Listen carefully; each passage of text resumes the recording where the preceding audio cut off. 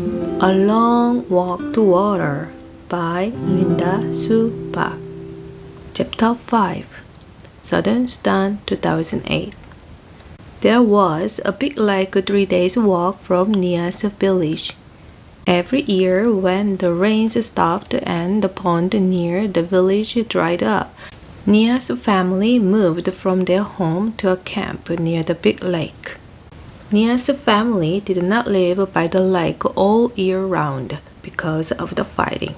Her tribe, the Nuer, often fought with the Dinka tribe over the land surrounding the lake.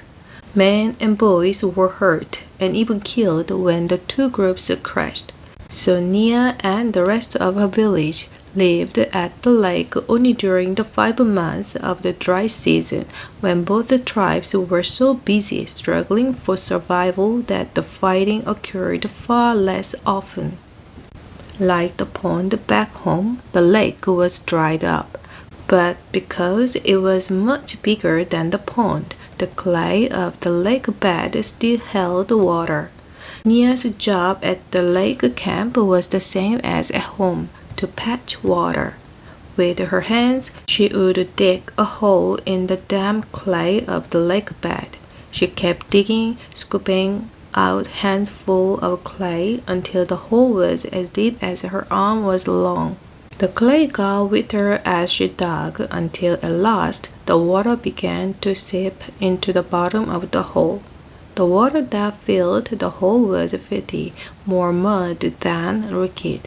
It seeped in so slowly that it took a long time to collect even a few gourds full. Nia would crouch by the hole waiting for water, here for hours at a time. And every day for 5 long months until the rains came and she and her family could return home. Southern Sudan, 1985. Saba's eye was swollen shut. Buxa's forearms were lumpy and raw. A friend of Buxa's had a fat lip. They all looked as though they had been a terrible fist fight, but their injuries were not bruises. They were bee stings. A fire had been started under the tree to smoke the bee out of the hive and make them sleepy. But as Buxa and the other Joko men were removing the hive from the tree, the bees woke up and were not at all happy to discover that their homes were being taken away. They expressed their unhappiness very clearly by buzzing, swarming, and stinging a lot. It was worth it, Saba thought as he touched his eye gingerly. His belly was a rounded lump stuffed full of honey and beeswax. Nothing had ever tasted so good as those pieces of honeycomb dripping with rich, luscious gold sweetness. Along with everyone else in the group, he had eaten as much as he could hold, and then a little more. All around him, people were licking their fingers in great satisfaction, except for one Dinka man who had been stung on his tongue. It was swollen so badly that he could not close his mouth. He could hardly swallow. Saba felt very sorry for him. The poor man couldn't even enjoy the honey. The walking seemed easier now that Saba had something in his belly. He had managed to save one last piece of honeycomb and had wrapped it carefully in a leaf. By the end of the next day, all the honey was gone, but Saba kept the beeswax in his mouth and chewed it for the memory of sweetness. The group got a little bigger with each passing day. More people joined them, people who had been walking alone or in little clusters of 2 or 3. Saba made a habit to survey the whole group every morning and evening, searching for his family, but they were never among the newcomers. One evening, a few weeks after Saba had joined the group, he made his usual walk around the fireside, scanning every face in the hope of seeing a familiar one. Then, ouch! Salva almost lost his footing as the ground underneath him seemed to move. A boy jumped to his feet and stood in front of him. "Hey, that was my hand you stepped on." The boy spoke Dinka, but with a different accent, which meant that he was not from the area around Salva's village. Salva took a step back. "Sorry, are you hurt?" The boy opened and closed his hand a few times, then shrugged. "It's all right, but you really should watch where you're going." "Sorry," Salva repeated. After a moment's silence, he turned away and began searching the crowd again. The boy was still looking at him. "Your family?" he asked.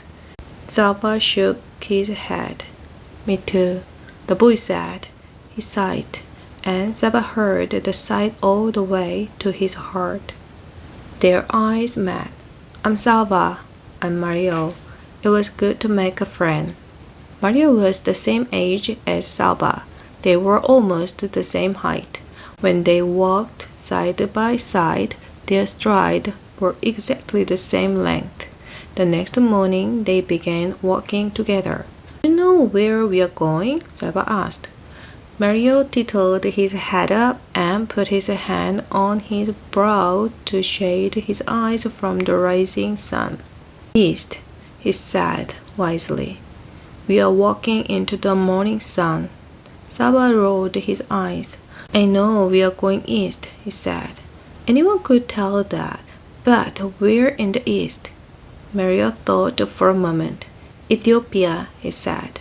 "East of Sudan is Ethiopia." Salva stopped walking. "Ethiopia? That is another country. We can't walk all the way there." "We are walking east," Maria said firmly. "Ethiopia is east." "I can't go to another country," Salva thought. "If I do, my family will never find me." Mario put his arm around Salva's shoulder. He seemed to know what Salva was thinking, for he said, "It doesn't matter. Don't you know that if we keep walking east, we will go all the way around the world and come right back here to Sudan? That's when we find our families." Salva had to laugh. They were both laughing as they were started walking again, arm in arm, their strides matching perfectly. More than a month had passed since Salva had run from his school into the bush. The group was now walking in the land of Atut people. In the Dinka language, the Atut were called the people of the lion. Their religion was inhabited by large herds of antelope, wild beasts, guns, and the lions that preyed on them. The Dinka told stories about the Atut. When the Atut person died, he came back to earth as a lion with the great hunger for the human flesh he once had. The lions in the Atut religion were said to be the fiercest in the world.